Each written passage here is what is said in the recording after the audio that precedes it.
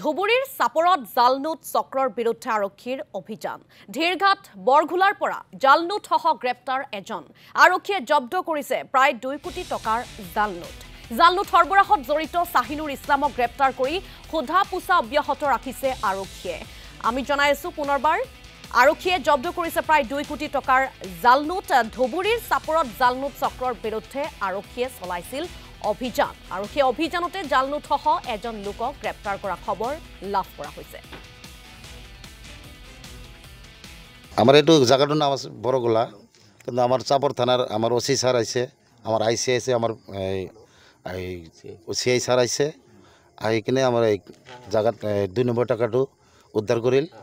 আর লড়াটোর নাম আছিল শাহিনুর দীর্ঘাট শাহিনুর ইসলাম আর তার দেউতার নাম হল কালাম কিমান টাকা পাইছে 2 কোটি মান সব জালনোট 2 কোটি টাকা উদ্ধার করিল আমার বড়গোলার পৰা এই রাস্তা থেকে উদ্ধার করেছে কি কারণে আনিছিল এই টাকাখিনি ইয়াত এই টাকাটো বেলেগক দিব ঠকাব মানে